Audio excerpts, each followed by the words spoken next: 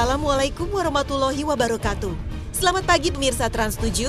Pagi ini Kak Sanah kembali hadir untuk menambah pengetahuan Islami Anda. Astagfirullahalazim. Dalam 2 minggu ini, beragam kasus pembunuhan dan mutilasi mencuat dan memaksa aparat kepolisian bekerja keras untuk mengungkap kasus ini.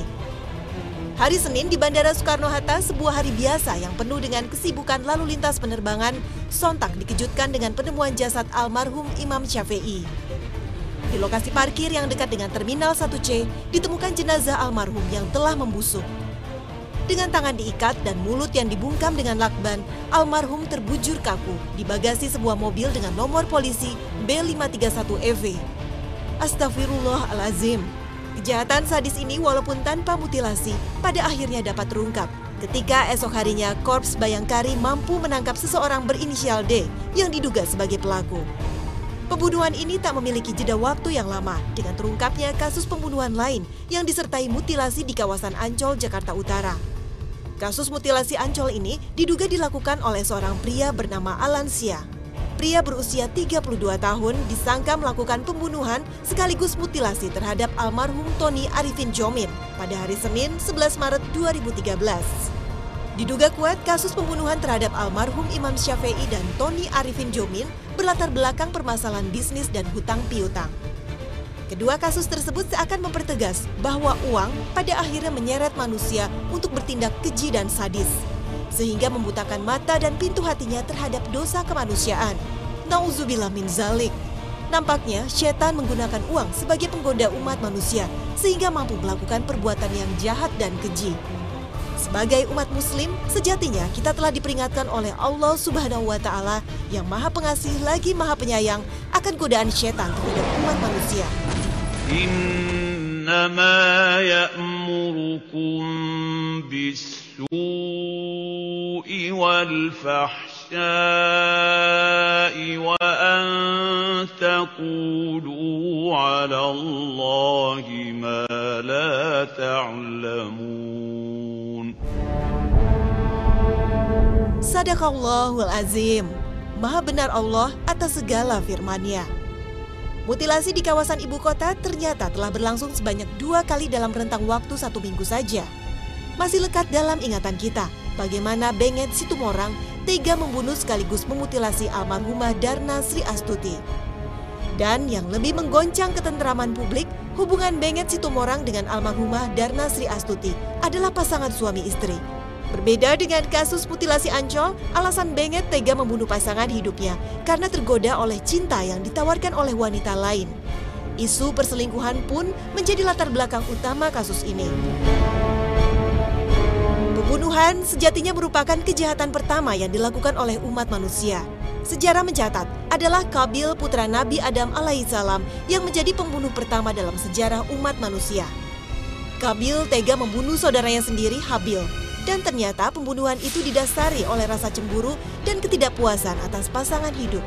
Terungkapnya kasus pembunuhan dan mutilasi ini seharusnya menyadarkan kita akan kuasa harta dan wanita atas kesadaran akal manusia. Satu-satunya petunjuk manusia agar terhindar dari perbuatan keji dan mungkar adalah Al-Quranul Karim. Kesucian Al-Quran sebagai petunjuk hidup umat manusia telah difirmankan Allah Subhanahu wa Ta'ala dalam surat Al-Baqarah ayat kedua. Dzalikal kitabu la raib fihi hudan lil muttaqin. Sadaqallahul azim. Maha benar Allah atas segala firman-Nya. Dan hanya kepada Al-Quran dan hadis sajalah rujukan kita untuk memecahkan aneka permasalahan dan perselisihan duniawi.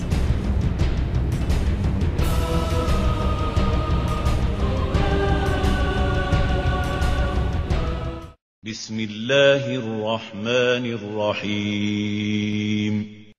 Walakum fil qisasi hayatun ya ulil albab la'allakum tattaqun.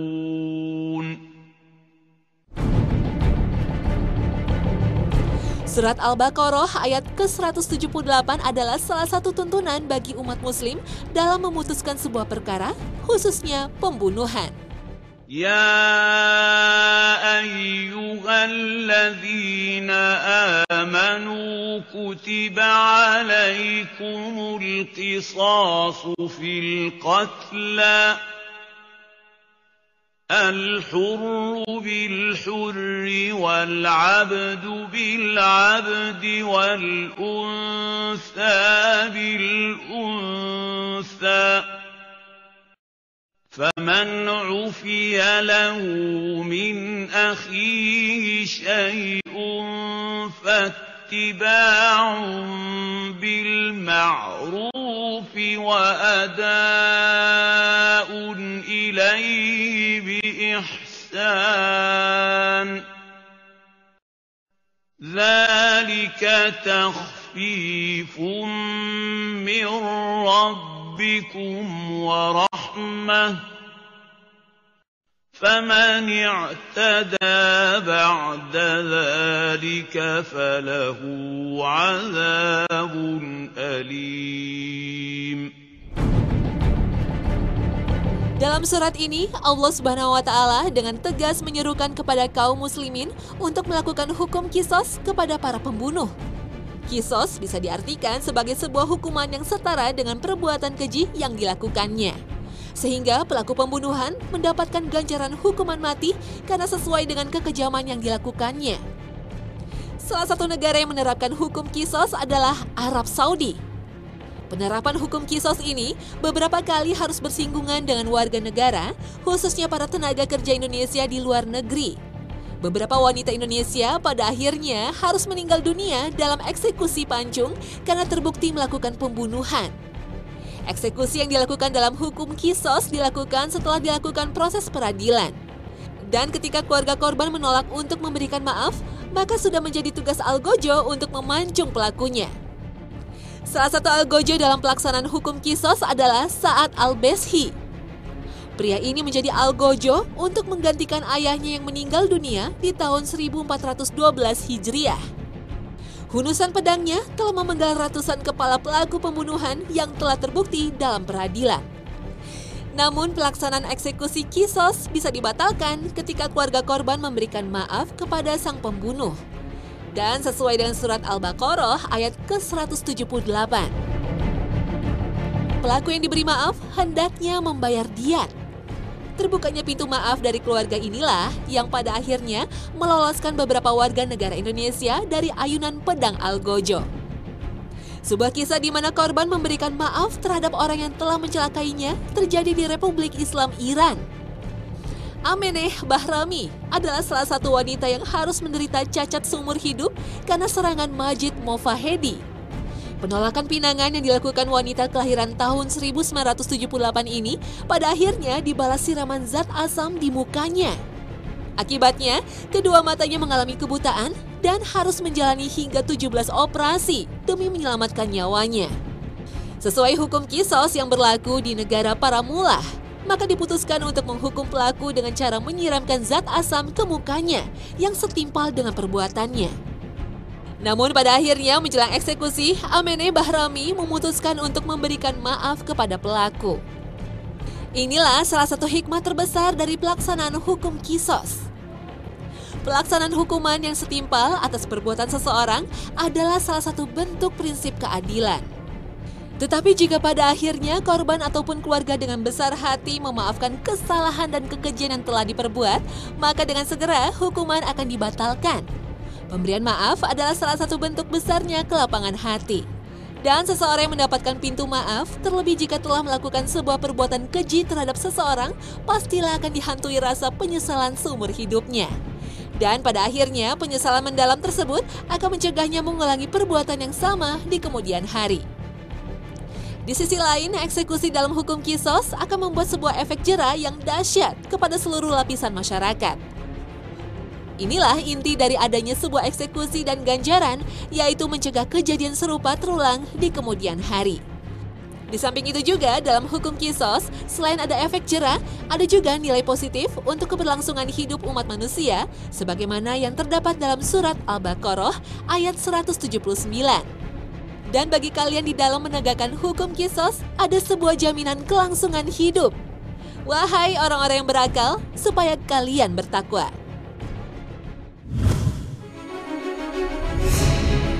Hukum ta'ziri adalah sebuah hukum dalam Islam yang mengatur sebuah perkara yang tidak tercantum langsung di dalam Al-Quran dan Al-Hadis. Salah satu contoh perkara yang masuk ke dalam ranah hukum ta'ziri adalah tindak pidana korupsi. Korupsi pada dasarnya merupakan sebuah perbuatan yang telah terbukti berakibat buruk dan menghilangkan azas keadilan dalam sendi-sendi kehidupan bermasyarakat. Korupsi akan menghilangkan kesempatan ribuan, bahkan jutaan hak anak bangsa untuk mendapatkan kesejahteraan. Dan dampak buruk korupsi adalah semakin nyata seiring dengan semakin besarnya wewenang dan kekuasaan yang dimiliki oleh pelakunya. Korupsi yang dilakukan oleh para penyelenggara negara hingga nilainya mencapai ratusan miliar rupiah akan menyebabkan terpotongnya anggaran untuk membangun berbagai sarana publik seperti sekolah, jalan, jembatan, dan rumah sakit. Jamak diketahui bahwa di berbagai penjuru negeri masih banyak status daerah yang tertinggal dan di bawah garis kemiskinan. Kesempatan untuk memperbaiki kesejahteraan mereka pada akhirnya harus tertunda bahkan hilang karena tak adanya kucuran dana karena dihisap oleh para koruptor. Tidaklah mengherankan jika pada akhirnya korupsi miliaran bahkan triliunan rupiah akan selalu melibatkan para penguasa. Besarnya kerusakan yang ditimbulkan oleh korupsi pada akhirnya mendorong para ulama yang tergabung dalam Nahdlatul Ulama menyerukan agar dilaksanakan hukuman mati bagi para koruptor. Hukuman mati dipandang perlu dilaksanakan untuk memberikan sebuah efek jera sekaligus mengobati kekecewaan khalayak atas ringannya vonis yang diterima oleh para koruptor.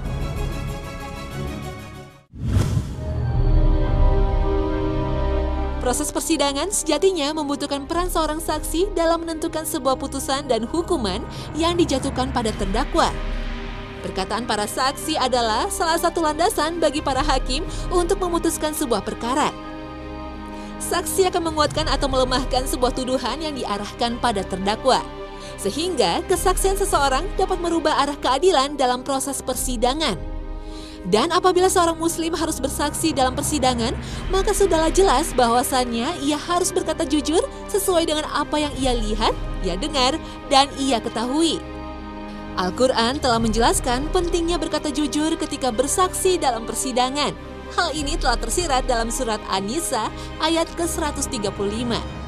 يا أيها الذين آمنوا كونوا قوامين بالقسط شهداء لله ولو على أنفسكم أو الوالدين والأقربين إن يكن غنيا أو فقيرا فالله أولى بهما فلا تتبعوا الهوى أن تعدلوا وإن تلووا أو تعرضوا فإن الله كان بما تعملون خبيرا. Dalam sebuah sabdanya, Rasulullah menjelaskan bahwa salah satu dosa paling besar ialah kesaksian palsu. Sehingga semakin kuatlah landasan kita untuk berkata jujur ketika dimintai kesaksian dalam upaya untuk memutuskan sebuah perkara dan sengketa. Indonesia sebagai sebuah negara yang berlandaskan hukum memiliki sebuah lembaga tinggi negara yang bernama Mahkamah Agung. Lembaga ini adalah lembaga peradilan tertinggi di Indonesia. Semua perkara hukum, baik perkara pidana maupun perdata yang diputuskan oleh para hakim di Mahkamah Agung akan memiliki kekuatan hukum yang tetap dan mengikat. Namun perubahan atau amandemen dalam Undang-Undang Dasar 1945 sedikit merubah sistem peradilan di Indonesia. Hal ini seiring dengan dibentuknya lembaga komisi yudisial. Salah satu wewenang komisi yudisial adalah mengawasi kinerja hakim. Fungsi lain dari komisi ini adalah mengusulkan nama yang pantas untuk menduduki jabatan sebagai hakim agung. Semangat dalam perubahan sistem ini adalah untuk memperbaiki dan menyempurnakan sistem hukum di negeri ini. Masyarakat dan para pencari keadilan bisa melayangkan aduan kepada komisi ini jika merasa tidak diperlakukan adil oleh lembaga peradilan. Dan dengan wewenangnya, Komisi Yudisial bisa merekomendasikan pemberhentian hakim dari posisinya jika dirasa melanggar kode etik. Beberapa contoh pelanggaran kode etik oleh hakim yang mengemuka adalah ucapan seorang kandidat hakim agung ketika menjalani uji kelayakan dan kepatutan di Dewan Perwakilan Rakyat. Dalam sebuah sesi tanya jawab mengenai hukuman atas kasus pemerkosaan, sang calon hakim agung tersebut mengeluarkan sebuah lelucon yang tidak pantas. Hal ini pada akhirnya memantik reaksi masyarakat luas karena telah menyinggung bahkan melukai perasaan para korban perkosaan. Penyimpangan perilaku hakim juga tercium dalam kasus pembatalan putusan hukuman mati pada terpidana kasus narkoba setelah menjalani proses peninjauan kembali di Mahkamah Agung. Tak hanya itu saja kasus buram yang melanda lembaga peradilan. Di akhir 2012 lalu, terkuak sebuah fakta bahwa terjadi pemalsuan vonis yang diduga dilakukan oleh seorang hakim agung. Hakim adalah salah satu profesi penting yang hampir ada di semua negara. Kehadiran hakim berdasar atas kebutuhan untuk menjadi pemutus perkara dan sengketa. Hakim sejatinya memiliki posisi yang mulia. Ketokan palu hakimlah yang akan menentukan hukuman yang pantas diterima oleh pihak yang bersalah. Hakim jika dikaji dalam bahasa Arab maka akan berarti bijaksana. Sehingga bisa diartikan, dalam menjalankan profesinya, hakim tak hanya dituntut memutuskan perkara dengan adil, namun juga bijaksana. Dalam sabdanya, Rasulullah SAW mengkategorikan hakim dalam 3 kelompok, berdasarkan pengetahuan dan keputusan yang dibuatnya. Kelompok pertama adalah hakim yang berpengetahuan dan adil dalam memutuskan perkara. Seorang hakim yang berilmu sehingga adil dalam memutuskan perkara akan mendapatkan ganjaran surga di akhirat nanti. Sedangkan kelompok kedua adalah hakim yang berpengetahuan tetapi zalim dalam membuat keputusan. Sedangkan kelompok yang ketiga adalah hakim yang bodoh sehingga membuatnya zalim dalam perkara. Dan dalam sabdanya, kedua kelompok hakim ini akan masuk neraka. Nauzubillah min zalik. Sehingga jelaslah sudah, hakim sejatinya bukan hanya sebuah profesi duniawi, namun juga memiliki dampak terhadap kehidupan di hari akhir kelak. Hal ini telah ditegaskan dalam hadis yang diriwayatkan oleh Abu Naim dan Ad-Dailami. Lidah seorang hakim berada di antara 2 bara api, sehingga dia menuju surga atau neraka.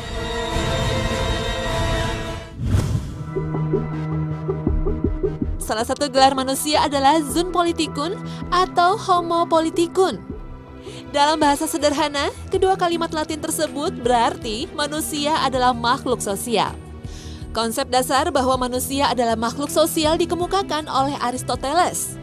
Menurut sang filosof, manusia sejatinya membutuhkan kehadiran manusia lain untuk menunjang hidup. Tetapi dalam konsep berhubungan antar sesama atau hablum minanas diperlukan sebuah peraturan atau sistem. Peraturan dalam sistem sosial ini diperlukan untuk membatasi dan menjamin keselarasan hidup di antara sesama umat manusia. Peraturan dalam sistem sosial yang sifatnya tertulis dan jelas tindakannya apabila terhadap yang melanggarnya dikenal dengan nama hukum. Dalam sistem bernegara, hukum tertinggi di Indonesia adalah Undang-Undang Dasar 1945 dan Pancasila. Sedangkan peraturan yang tak tertulis, namun nilai-nilainya dianut oleh sebagian besar masyarakat disebut dengan norma. Salah satu bentuk pemberlakuan norma dalam kegiatan bermasyarakat adalah tata krama dan sopan santun. Hukum dan norma pada dasarnya ada dan tercipta untuk menghargai dan melindungi hak-hak dasar dari manusia. Dalam sebuah sistem sosial, penghargaan terhadap diri sendiri seharusnya dilandasi oleh penghargaan terhadap orang lain. Dan kebebasan individu akan dibatasi oleh kebebasan orang lain. Sebagaimana dalam sebuah kaidah hukum Islam disebutkan, hak kebebasan seorang manusia dibatasi oleh hak kebebasan orang lain. Baik hukum atau norma adalah produk dari pemikiran manusia. Sehingga sampai kapanpun, tidaklah ada kesempurnaan dan keadilan hakiki dalam memutuskan sebuah perkara. Ketidaksempurnaan tersebut bukanlah sebuah kelemahan dari umat manusia. Justru dari ketidaksempurnaan tersebut, manusia akan senantiasa sadar bahwa kesempurnaan hukum mutlak menjadi kuasa Allah Sang Maha Adil dan Maha Bijaksana. Seperti yang tersari dalam surat Ali Imran ayat ke-18. Syahidallahu annahu la ilaha illa huwa wal malaikatu wa ulul ilmi qa'iman bil qist. La ilaha illa huwal azizul hakim.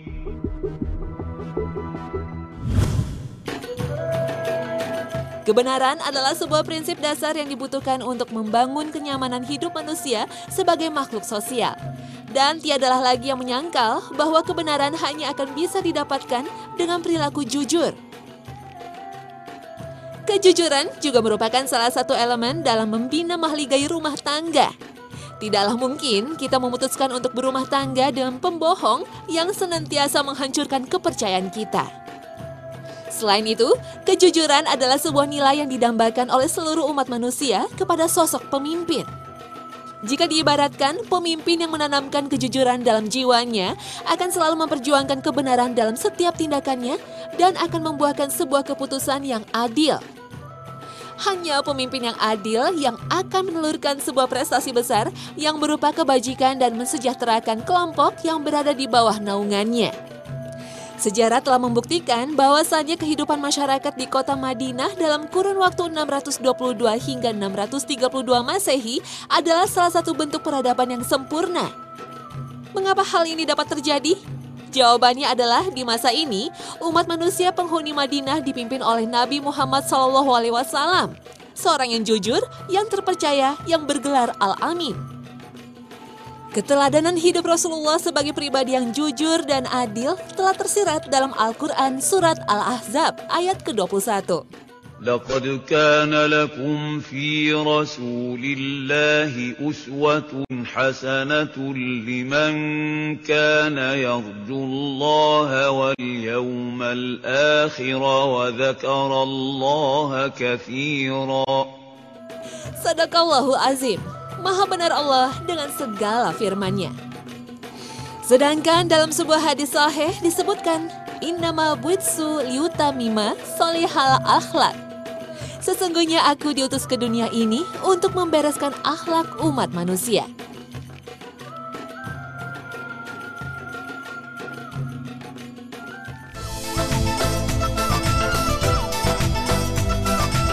Nah pemirsa, inilah akhir kebersamaan kita dalam Hasanah pagi ini. Saksikan selalu Hasanah setiap hari Senin hingga Jumat pukul 5.30 pagi waktu Indonesia Barat.